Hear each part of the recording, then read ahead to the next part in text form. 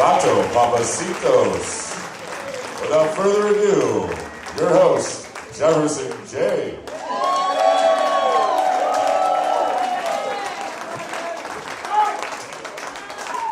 Thank you. Thank you for coming to the first annual induction gala for the San Diego Music Hall of Fame.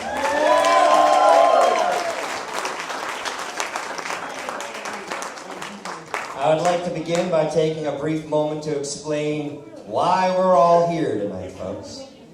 We have had many, many years. I'm sure some people in this room know more than I do about exactly how many, but I'm here to learn.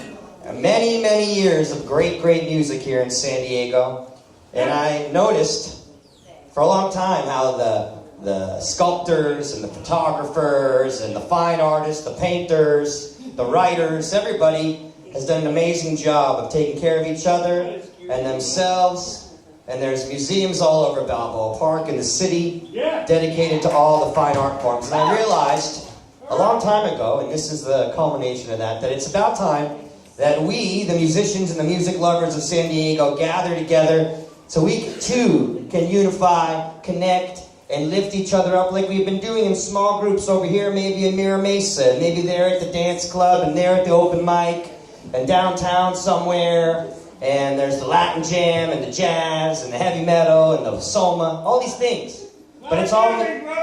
Shh. We don't do that at my shows. We don't do that at my shows. It doesn't happen. I'll explain why if I have to, but that's not what the Music Hall of Fame is about. Come to my open mic if you want to see that. Wednesdays, Winston, 6 to 9. Some of you know, some of you have seen. It's a nice night. We're going to do nice things and have a nice time. So we are here because music is amazing and it unites us all. And we all have so much love and so much to celebrate. So starting now until the end of time, the San Diego Music Hall of Fame hopefully will outlive every single one of us, and someday thousands of musicians who spend some or all of their lives here will get to feel appreciated even more than they do now. And someday, someone who doesn't know anything about music in this town, maybe someone who's thinking about moving here, will be like, I want to know what's music like in San Diego, and they'll look it up and they'll see the names of some of the people we inducted tonight and Google them a little, and the people from next year and the year after. And before long, we'll have a story that you can easily look into and learn about and listen. And in that way, our history becomes a history, and not little groups of people here and there for all these years doing all these things. I want to say just once here to start, I know there might be, maybe not people in this room, maybe, but certainly people in this city who are wondering, how is this San Diego Music Hall of Fame going to work? Is it going to honor my favorite group, or my favorite musician, or my uncle, or my cousin? And the answer is yes. Because without every single one of us doing all the things we do, we are not whole. We are only part of a music scene, part of a community, parts of a community. So this is for everybody. And I want to thank you. I'll give yourselves a round of applause for joining us here tonight. It means a lot. Thank you. Well, you can come in. Before we move on to our first induction of the evening, I wanted to say once that we're going to have an intermission in the middle, so you don't all have to sit here quietly for too long, because it's a fun night, and I want you all to have energy and spunk for the whole thing. Out there we have drinks, you might have noticed, and all kinds of incredible donations that were made by all kinds of incredible people. We got a nice guitar from Taylor Guitars. It's a $900 guitar, and the bidding has started at $210, and I don't think anybody's bid yet. We have a nice Epiphone donated by the Judge Buster, and my dear friends at Guitars in the Classroom have donated all kinds of instruments. So we hope on your intermission, you'll take a chance to get out there and know your donations all go to a great, great cause, or raise some money for all kinds of music in San Diego, and specifically for the Pizarro family tonight who are in the house. Let's give it up for them. Thank you for coming. It means a lot to me. It means a lot to all of us. Thank you for being here. All right. Do we got the next slide? Is that a doable thing? When you get a chance, switch to the next slide, because I'm going to begin the inductions the only way I would want to begin the inductions, and I'll tell you why. Some people might not know who Johnny Chicolala is. Raise your hand if you know who Johnny Chicolala is. Everyone in the room who's raising their hand is, if you know him, you're smiling, because that's the kind of guy Johnny is. And I'm not saying was, because love lives forever and no one ever dies. People stop hanging out. People stop spending time together the way they used to. But no one ever dies. So Johnny is very alive, right here, right now. But I gotta admit, I'm walking down the street the other night, walking my dog. And I'm thinking about Johnny. You know, and you can read into this what you will. And I'm thinking about this, and I hear his voice say to me, he called me .com when I first arrived on the open mic. See, I guess that's where the story should begin. This is why Johnny Chicolala is so important. For me, and for lots of folks, that's where this journey began. A lot of the folks who showed up around 1999, 2000, 2001, and for all the years after that, a lot of us, our first point of entry was Johnny Chicolala. And for me, that made all the difference in the world, for more reasons than I can count, but I'll give a couple. I'm from New Jersey, and some of you might have noticed, people from New Jersey are not a lot like people from San Diego. You noticed that? A couple people have noticed that? Well, Johnny was a lot like me, and he made me feel like I had arrived at the right place. And he always stayed like that. And it was very helpful to me. And I don't think he was just a home to me. So I'll go back to where I was before in my story quickly. I'm walking down the street, and I'm thinking about Johnny, and I used to say my name was JeffersonJ.com when I stepped on the stage. I was all excited. I had a .com. It was a new thing back then. Not everybody had one, or 10.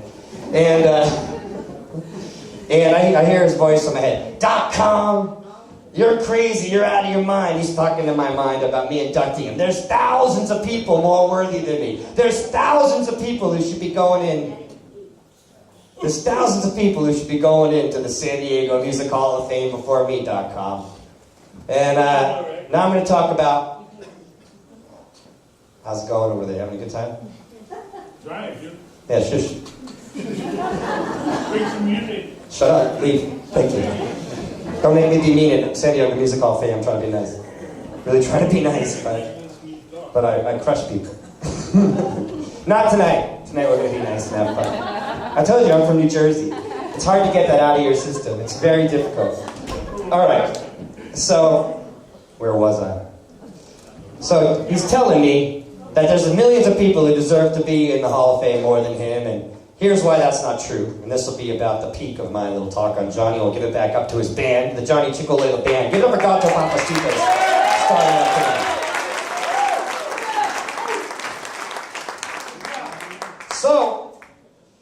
So, without, like I said earlier, without every single one of us, it's not the same thing. It's not what it is.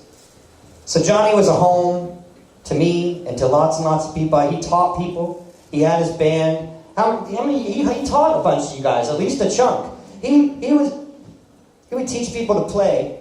So when he would go to a gig, they could all play, and he could go get a sandwich and come back. And nobody would even notice, because that's how good he was able to get everybody to be at what they were doing. It was incredible, and it's a gift to know him. And the reason it's important that folks like Johnny Chicolala find their way into the San Diego Music Hall of Fame is because that's what makes us complete. That's what makes us a full entity. And that's why it's important for us to honor everybody and all the people. And that's what we're going to do here at the San Diego Music Hall of Fame this entire time. Thank you. Now's a good time to cheer. You want to make noise. Now is a very good time. Very good time. Make as much noise as you want right now. Thank you very much. All right. So we got a long night of entertainment and things planned. So I think I'll step down right now. But I want to say thank you, Dawn, for being here. And Johnny, we love you, and thank you for being in our lives. Here, one more time, give it up for Gato Papacitos.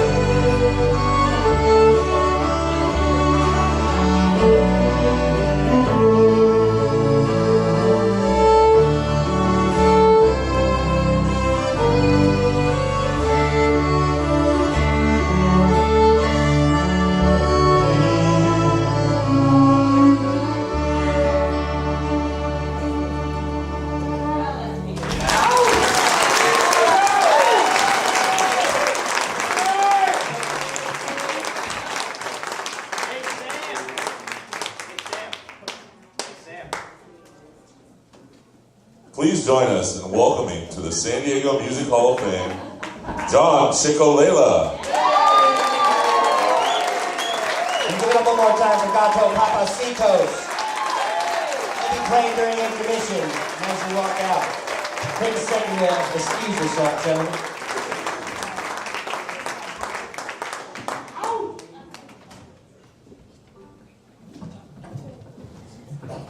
Well, that's different. I used to see you. Why is Jefferson holding a piece of pottery? Well, I was thinking to myself, what can I give the people who are inducted to the San Diego Music Hall of Fame that would be meaningful? And I thought art was a good place to start. And I think, excuse me, sir. Don't make me make myself look bad. All right. So, when you think of a meal that also embodies community and whole, and a whole, you know, every part, every bite, every person sitting there, every word that's discussed. So I thought the beautiful fine pottery of my cousin Sharon Patsko might be the gift that everybody could enjoy and appreciate. So everyone's getting a pot. And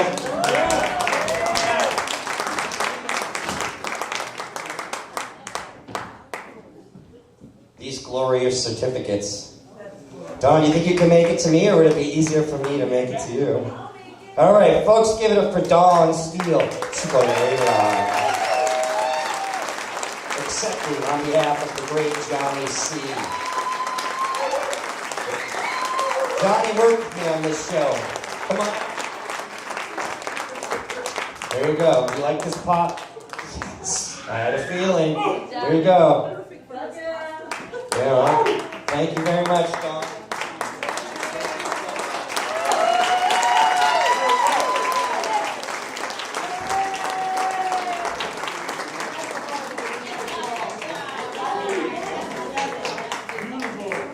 Local media plays a very important role, and now the internet as well, and how we communicate with each other and how we've learned about shows like this.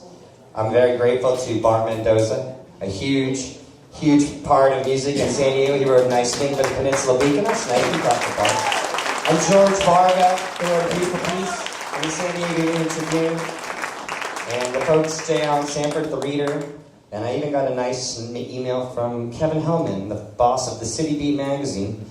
And my point is essentially that it's just incredibly important for us, including the local media, to lift each other up and say nice things and encourage people to appreciate how great music is in this town.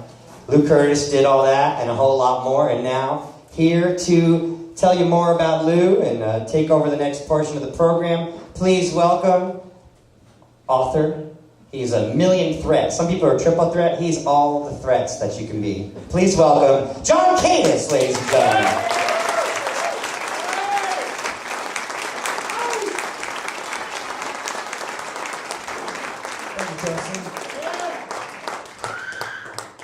Well, good evening, ladies and gentlemen, and thank you for coming out tonight to celebrate excellence in San Diego's music community. Subjective as it may be, of course, there's a long list of cultural renegades that deserve to be honored on this evening. Jefferson mentioned we're going to have like thousands eventually, but I have to say Jerry Rainey and Glory, Tom Waits, the Penetrators, Dan McLean and the Beat Farmers, and Lester Bangs all spring immediately to my mind. But there is one man who has made an indelible stamp upon the culture of San Diego over the last 50 years. And I am, of course, speaking of the late, great Lou Curtis, who left us all too soon this year on July 8th at the age of 79.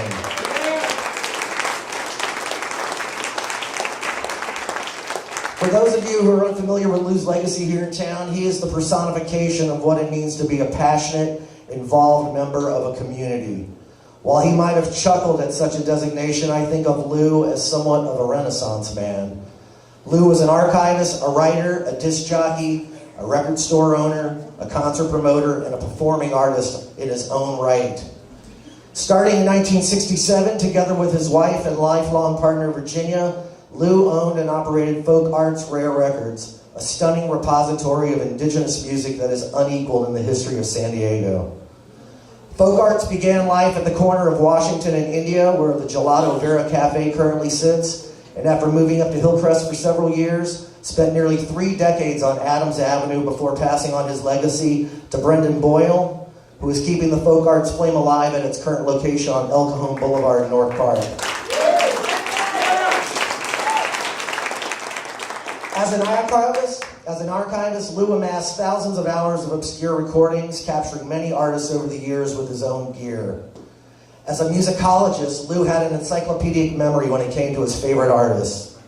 He was a regular contributor to the San Diego Troubadour monthly magazine with his column, Recordially Lou Curtis, where he expounded upon his love and experiences with many of the musical greats from the 20th century.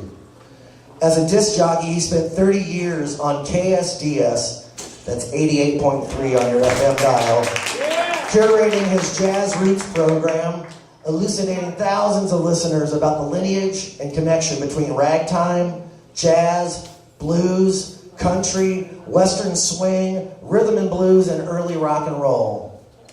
Listening to Lou and the music that he championed was like sitting at the feet of a wise old uncle who always was happy to share his knowledge and experiences with you.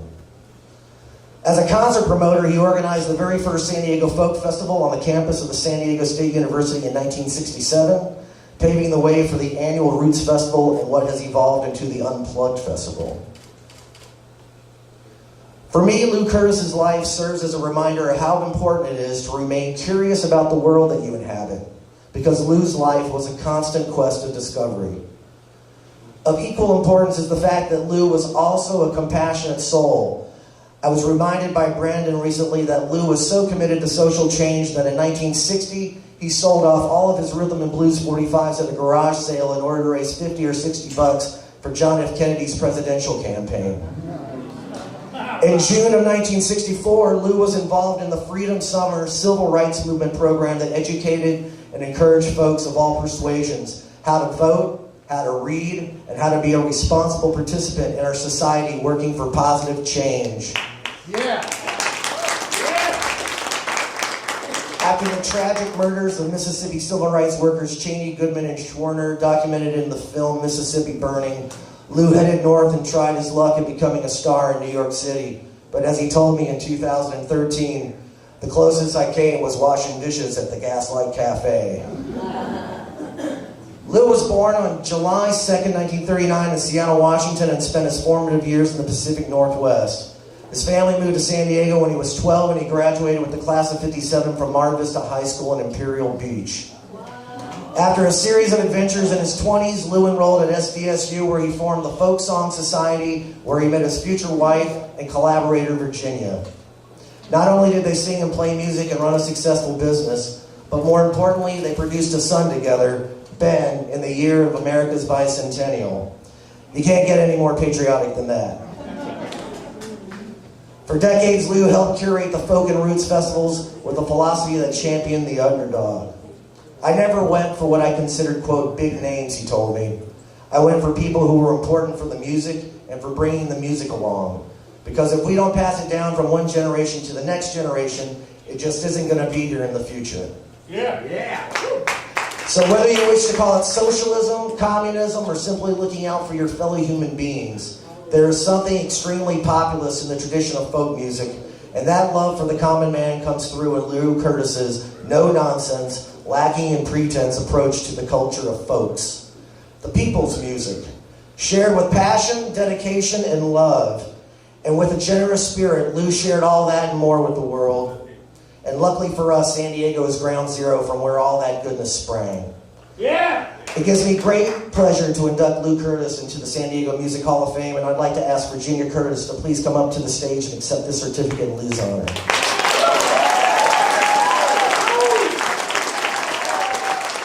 Please join us in welcoming to the San Diego Music Hall of Fame, Lou Curtis.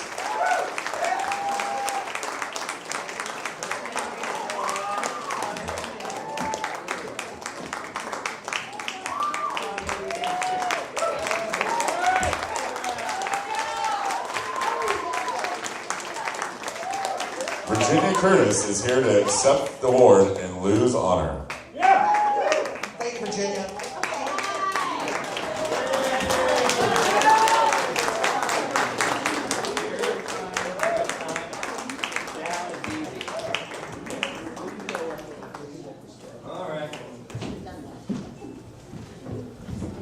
There's slightly easier stairs on the side, I've been notified. It's my first time at the OB Playhouse. How about give it up for the OB Playhouse for having us? I've been wanting to work at Bill Connor here since they opened, and it's been everything I could have hoped, and then some. Really, it's been great. Thank you, Anthony. Anthony's our stage manager, and then some. Folks, I think, while there may still be one or two people kicking and screaming about it, I think this year has proven, as if it needed proof, that every single person is hugely important. No matter what you look like, no matter what your gender is, or who you like to sleep with, or anything like that. I think it's becoming more and more clear that everybody is equal and deserves love, and it moves me to see things going in that direction. In time, we'll honor everybody, but amongst our first 6 honorees, there is only one woman, and we'll get everybody in there. But so for tonight, our next inductee will represent all of the women. Let's give it up for all the women who made San Diego music amazing. I spoke to Jamie Shadowlight yesterday. She says hello to everybody. She's sorry she couldn't be here. Hello, Jamie. Please welcome to present Sue Palmer to the San Diego Music Hall of Fame. All the way from listener-supported jazz radio, 88.3 KSDS, live from the campus of City College. Please welcome Claudia Russell to the stage.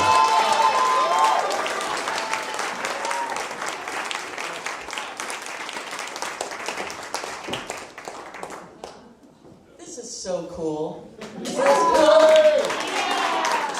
you all for joining us tonight. I was very excited when Sue gave me a call and said, hey, are you free to do this thing? And I thought, honey, for you, anywhere, anytime, anything.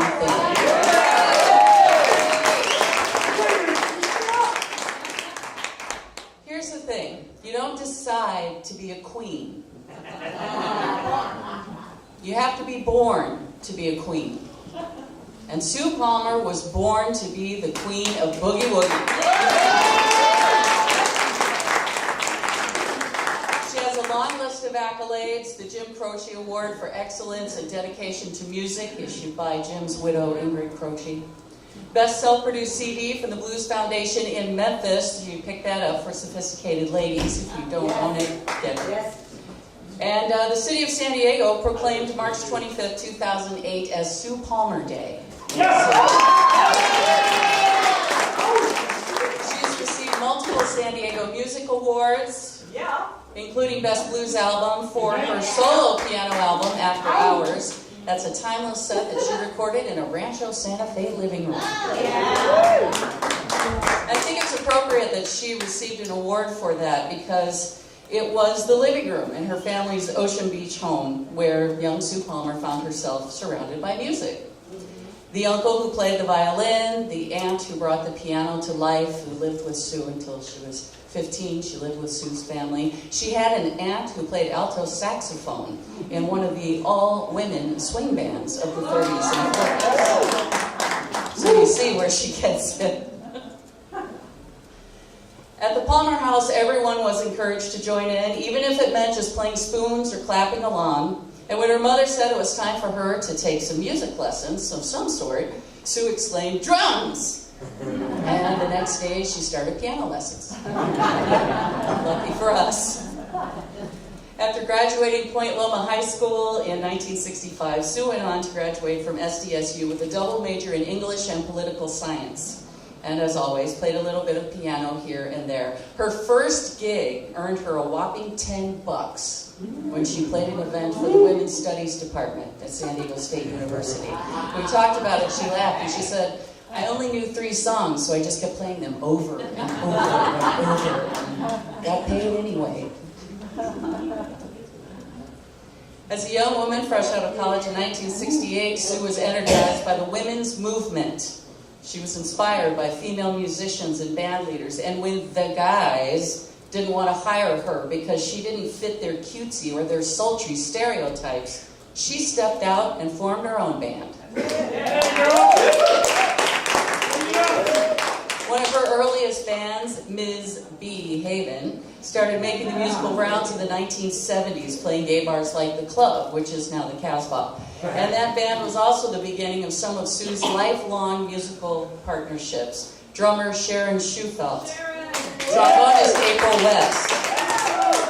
They were in that early band. They've been part of her bands for nearly 40 years. That says something about somebody. Her work with Preston Coleman's Tobacco Road is legendary in the San Diego music scene. She played with Preston for nearly 10 years when Candy Kane asked her to be the piano player for her band. It was a very crazy, very exciting, and very creative time. The band toured the world. They went to sold-out shows playing in France, Australia, Scandinavia, Greece, and Turkey, and of course all over the United States. It was a musical partnership that would last a decade and see numerous writing collaborations between Sue and Candy. Sue was also the musical director for Candy Kane's play Toughest Girl Alive that made its world premiere here in San Diego at the Moxie Theater. Sue's Motel Swing Orchestra made its debut in the year 2000, and it has been going strong ever since. Again, that says something about a band leader. This band's been together for 18 years in various forms. She works with some of San Diego's finest players. They bring authentic boogie-woogie and blues to listeners and dancers alike. And I can only imagine how many dance floors have been polished under the shoes of people dancing to Sue. Really, she's probably worn several of them down, I think. Her live shows are more than entertaining, though. Sue is also an educator, even when you don't realize that you're being educated. She digs deep. She digs deep into the originators of America's great jazz and blues music. She takes her time to play her respects to the history of the music. Yeah. One of her specialty shows, and one that I have had the privilege to present to audiences, is the history of women in jazz. And Sue shines the spotlight on women like Lil Hardin Armstrong and Victoria Spivey and Nellie Lutcher and the incomparable Hatta Brooks, one of the early boogie-woogie queens. She was a master. And in 2002, Sue brought Hatta to San Diego for a dynamic performance at Dizzy's. And it would turn out to be Hatta's next to last performance. So Sue gave people an opportunity to hear one of the greats. And that's one of the things that I think makes Sue an extraordinary band leader and a remarkable musician. She can certainly hold a spotlight on her own without any help. But Sue is more than happy to share that spotlight. And that's important. She has shared not just a stage, but she has shared the piano with many, many of the greats. Marcia Ball, Donia Oxford, Sonny Leland, Luann Barton, among others. She's about the music, she's about the fun, and the people who just can't sit still when that boogie starts. I am one of them. Even if you can't get up and dance, something in you always wiggles when Sue is at the place. That's right, sister. There's integrity, there's honesty to Sue's music. As we like to say, she's the real deal. When her heavily jeweled hands hit the 88s, you're in for a ride. That left hand gets cooking, and before you know it, you're moving. As I said, she can rock the house, but then turn around and give you a rendition of a Duke Ellington ballad that'll bring tears to your eyes. And all throughout her career, she's kept her sense of humor. It's on stage from the big beehive look of the Candy Cane days to the spunk of her full marching band uniform, complete with hat and plume. If you haven't seen it, it's glorious. And it's authentic. She actually wrote to a high school and got one. Sue always gives you a show. She always gives you entertainment on the highest level. And through all the years, through all the miles she's traveled, all the audiences, she continues to call San Diego home, the place where she was born. She's supported local benefits and charities. She's nurtured young musicians. She hosted a radio show on Jazz 88.3 that featured local musicians. She's more than a gifted piano player. Sue is a champion. She's a champion of music history. She's a champion of equal rights. And she's a champion of this community and everyone who makes music in it. I have been very fortunate to work with her to present her at festivals and special events and private concerts and things like that. But even more so, In the time that I've been in San Diego, I have been fortunate to forge a friendship with Sue, one that's been very important to me. Her music has seen my family through some very dark times. And she herself has walked through cancer and come out on top. Yeah! Seriously. She currently works over 250 days a year, gigging. She loves without reserve. She laughs without apology. She is San Diego blues and boogie. Now, it's been a long time since Sue was playing spoons in the living room of the family home in Ocean Beach. And she continues to bring this classic American music to people all over the world, starting right here at home. She continues to bring people together through music. And to say she's a treasure is a ridiculous understatement for me. She is the queen of boogie woogie. Yes, she is! Ladies and gentlemen, it is a privilege for me to induct into the San Diego Music Hall of Fame the one and only Sue Palmer.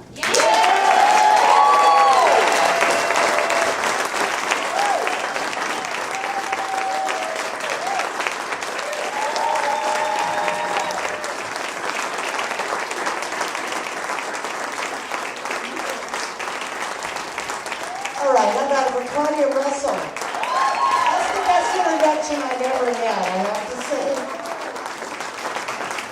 She's a great DJ and has a great program, so yes. Thank you so much. This is really very special. I'm extremely honored and really happy to have all of you here. There's some of my relatives, my cousin Gerald, who and Lori that remember the family living rooms and were a big part of it. And I grew up here in Ocean Beach. My piano teacher was down on the little house on Pescadero and Sunset Cliffs. And the first time I ever heard boogie woogie was at the Baptist church here on Sunset Cliffs. So, you know, I really love Ocean Beach. I really love San Diego. And I'm honored to be included with all of these musicians, some of whom I'd never heard of, which gives you a idea of how the depth of the music world here in San Diego is. Because I've been around a long time and I know a lot of people, and there's some musicians that you're going to hear tonight that I'm hearing for the first time too. So, and I had the pleasure of working with Jack Timpchin, who is one of our inductees, and also Lou Curtis was a giant inspiration. And I went to college with Virginia here. And anyway, it is one big happy family. And I love all of you guys. And, you know, it's like, thank you so much. And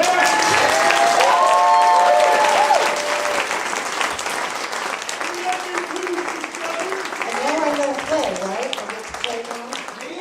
Yes. You guys want to hear Sue and Sharon and Pete play? Are you sure? Right now? Yeah, let's do it.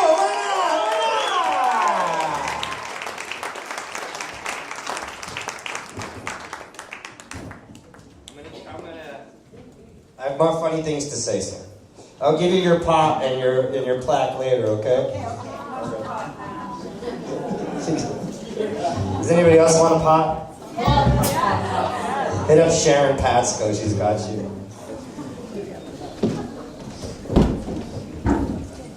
Okay, I'd like to introduce my longtime rhythm section here. Pete Harrison on the bass and Sharon Schifeld on the drums.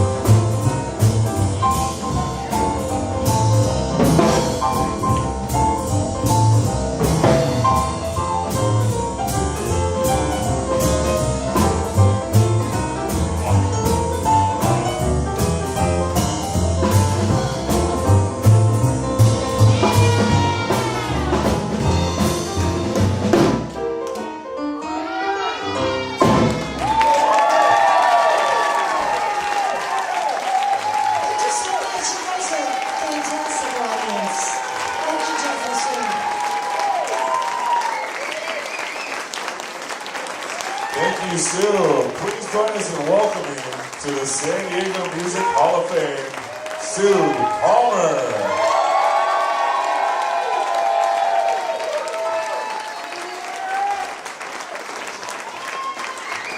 Thank you, Sharon. Thank you, Pete. That was amazing.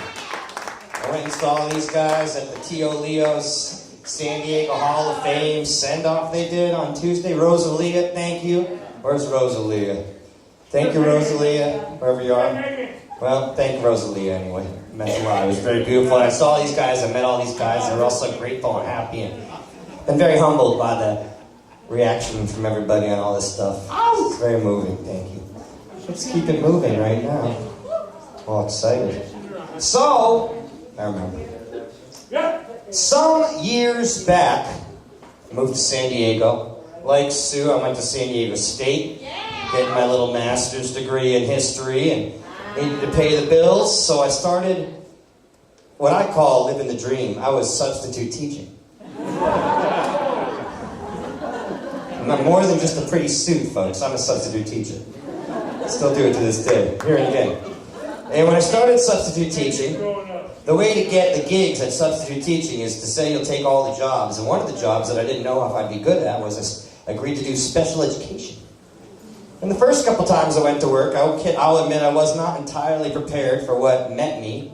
And then very shortly thereafter, my whole approach to the whole thing flipped on its ear, and my life changed. And after some years of this, I got the opportunity to work at a place called Sdmhof I V Center, which is in Oklahoma, and works with folks who are mislabeled as disabled.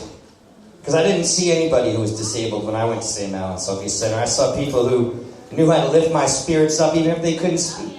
Even if they struggled to move, they knew how to make me smile every time. Even if they even if they couldn't talk at all, they could somehow communicate to me that their favorite song was Blue Moon. And every time I saw them, I would play Blue Moon, and they would be the happiest person you ever saw. And I never missed it, and I never forgot it. And then I had an even more special gift. They said, hey, would you like to write and direct the Christmas play? And I said, well, yeah, of course I would like to write and direct the Christmas play. So without going too far down that pathway, I'm currently making the first ever series starring all folks with challenges. And I'm not going to talk about that too much right now, but I brought it up because, what's a challenge? And we all have some sorts of challenges, right? And it's about what we do with these challenges. It's about how we find joy in our lives and how we help each other. It's not just music that this relates to. It's all different kinds of things. And, I'm going to show you my favorite video, and all videos have become a big thing. We've probably, in this room, people probably filmed 100 videos just since our show began. And my favorite video, is it going to come up on the screen behind me, Bill? Can we make it happen? Because I'm going to show you a little video. Because our next performer, our next inductee, he's not performing, but maybe later, maybe if you're lucky. Our next inductee might not go into the San Diego Music Hall of Fame if someone else had made it. Besides myself. But in my Music Hall of Fame, this can be said of everyone who is here tonight and everyone who will be put in. Without each and every one of them, there is no San Diego Music Hall of Fame. It's just like saying, it's like a family. It's like anything. We need all the pieces for it to be whole. So we're going to show my favorite video here, if it pops up behind me in a minute. And then I'm going to invite Mark Goffney out here to say a few words to you about what it's like. How one makes it, born in 1969 in El Cajon, California, without arms. A lot of people might say to you at that point, well, what are you going to do, Maybe you won't do karate. Maybe you won't have children and raise children all the way up. Maybe you won't drive a car. Maybe you won't become an amazing guitar player. Mark Goffney wasn't hearing any of that. And he never has for any of the time that I've known him. And through the gift of all these videos that everybody's making right now on this here YouTube, he's become a bit of an international superstar, but here in San Diego, he's best known for busking, which he still does very regularly, in Balboa Park and all around, here at Ocean Beach occasionally during the farmers market we have every single Wednesday from 6 to 9.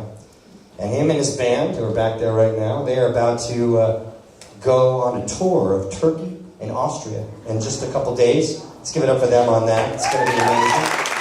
Here we have the video. Is the video coming?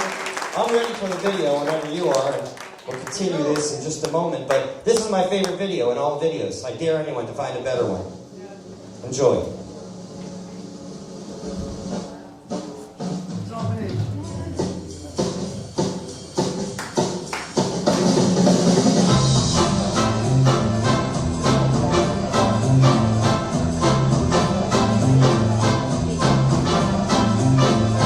Yes, I can, suddenly, yes I can.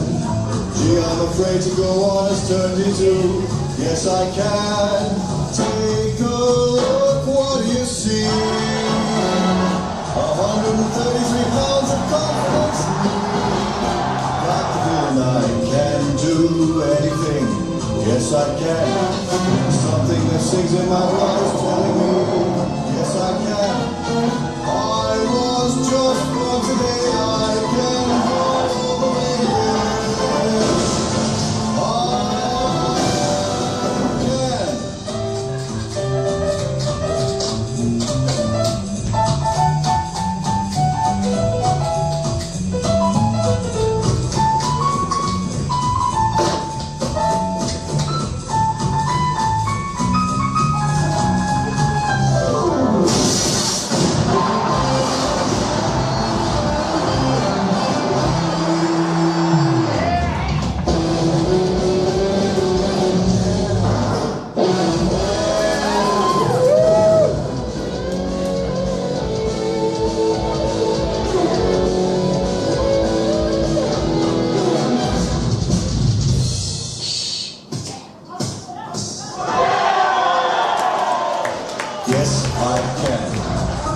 Yes, I can. Yes, I can. Yes, I can. Yes, I can. Yes, I can. Yes, I can. Hey, yes, I can.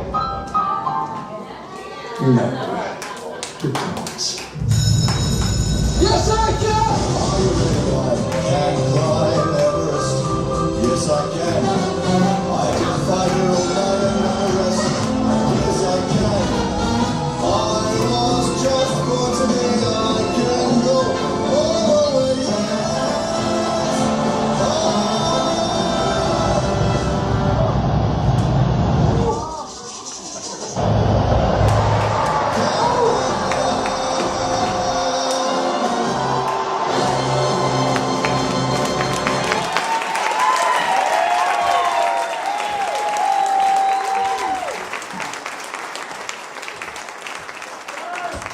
Please welcome from out to home, California, here to accept his induction into the San Diego Music Hall of Fame, Mark Goffney!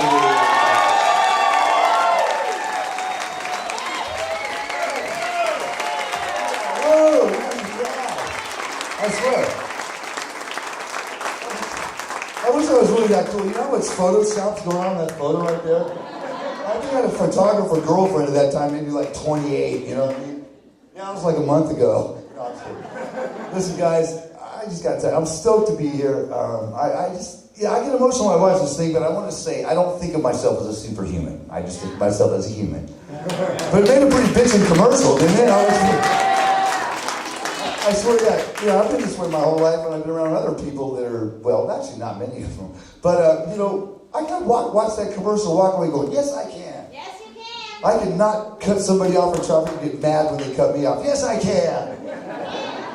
Listen, I love San Diego. I love you. I mean it. I really do. I like, dude, playing at Balboa Park to make a living and feed my children, it was the beautifulest thing I ever done. And it's kind of like, after all this stuff, I got to go on a big tour. Then I had to go back to playing on the street, and I thought, playing music for San Diegans is not that freaking bad. Yeah. Pretty awesome.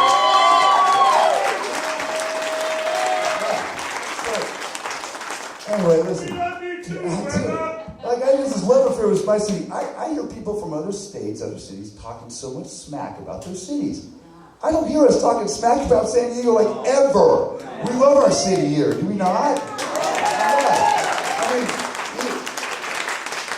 We had our own San Diego sound for a minute. It was pretty cool, you know? I mean, the San Diego sound. Kids were coming from, like, Ohio to make it San Diego. I'm going to open for Jewel. I know it. We're going to let Big Toe open for us. No. Anyway, listen, guys. I'm going to come out and jam with you guys later, but I just want to listen. I really want to say this, and, like, when I went back to playing, I spoke to my brother. I'm like, dude, I was just on a big old national tour with planes and backstage and arenas, and he goes, dude, your heart is playing guitar at Balboa Park, and you do that till your next good gig comes. I'm like, yeah, that's what I'm going to do. That's not such a bad way to hang out till the next good gig comes. Balboa Park, Pacific Beach. I'll take it, and I'll take you guys over this industry crap any day. Thank you, San Diego, man. Thank you. I love you. Give it up to Mark Goffney. Please join us in welcoming to the San Diego Music Hall of Fame, Mark Goffney.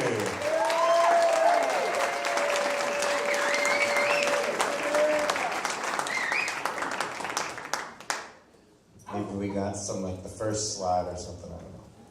All right, folks, on to the next portion of our program. We're not just here to put people in the Hall of Fame. You know, in life, we all go through things that we maybe would choose not to go through if we were given the choice, but that's not how life works. And I do know that all these things, they lift us up, they make us who we are, and it's what life is about. So I'm very humbled right now. One of the things we're doing here tonight, besides honoring and celebrating, is raising money. So I hope you will, I'll take a quick second before we move on to thank our sponsors and encourage you to please bid heavily, because it makes a difference. It's not just for the future of this program, but it's for a lot more than that. I want to thank Guitars in the Classroom, our main sponsor. Incredible work they do. I'm proud to know Jessica and Elon and Desiree and work on arts integration, core curriculums.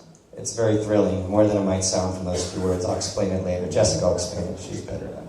I want to thank Taylor Guitars, who donated a guitar. It's a $900 guitar. I think the bidding's at $210. Hope you all bid. I want to thank the Judge Buster, who's a regular at my open mic Wednesdays in Winston's. He donated that Epiphone that's out there.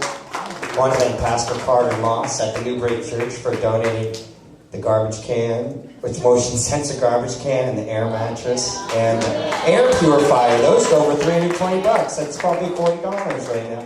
And all kinds of odds and ends. I thank the Synergy Art Foundation for their committed approach to supporting music, and Naomi Nussbaum. Steve Yang, the great Steve Yang, has donated a bunch of screwball. Does everybody think we should take a shot at the end? I'm thinking about it. What do you think? All right. Raise your hand if you're not 21.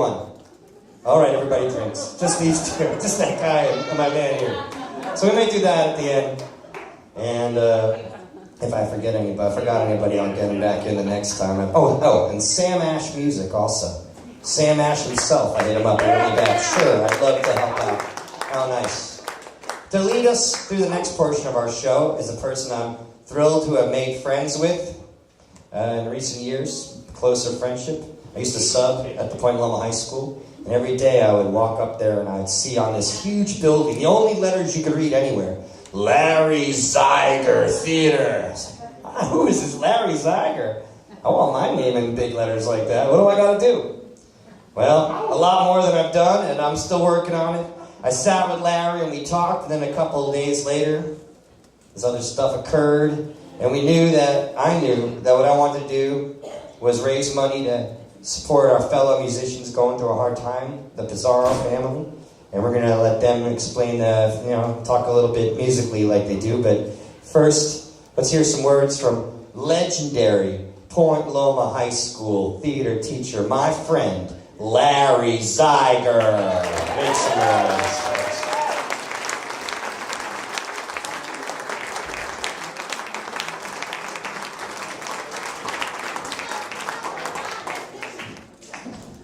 Okay, so I have the honor of introducing the incredible Pizarro brothers.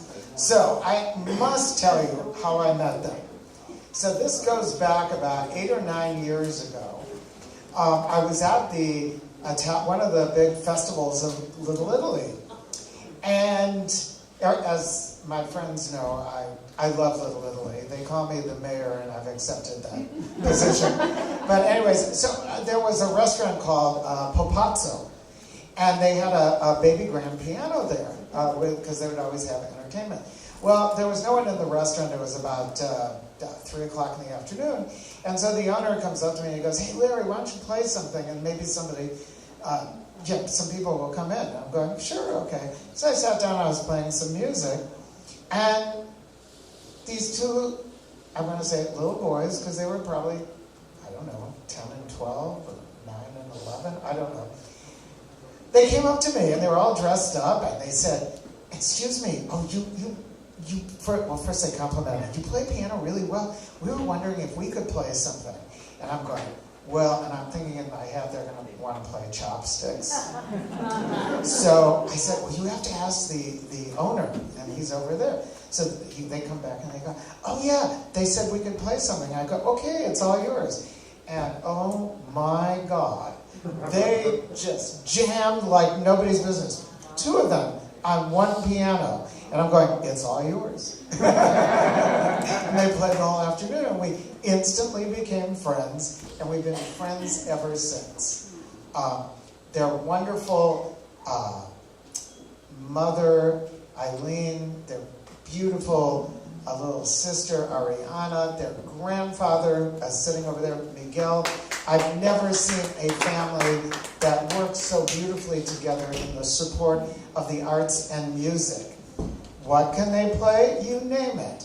It might be Dave Brubeck. It might be Duke Ellington, Oscar Peterson, George Gershwin. They know everything. Oh, what languages do they sing in? Oh, almost everything. So one day I said, they were at my house at a party, and they said, you know, they sang something in Italian, and everybody's going, oh, that's so funny, and they're going, do you want to hear something in French? So then they sang something in French, then they sang something in Spanish, and then some of my friends just jokingly said, oh, how about something in Hebrew? Okay, and they started singing in Hebrew, and I'm going, oh my God. They have performed all over town, for weddings, for churches and synagogues. They performed in Little Italy at all the festivals, in hotels, for just everywhere. They're just the most amazing, talented people. Oh, and I might want to add one more thing. When they were about 11 and 13, I might get the ages up by a little bit, they were the opening act for Marvin Hamlish, who wrote the musical A Chorus Line, The Way We Were, The Entertainer, at Symphony Hall. They were the opening act as little kids. They've been playing piano since I believe it's 3 or 4 years old. And they're so dedicated to music, and they compose music, and I'm not sure what they're going to play for you, but I know they're so excited to perform for you. I know it's been a real difficult last several weeks, but music is so inspiring to them, and it is so inspiring to all of us. So now I'd like to present Dominique and Angelo Pizarro.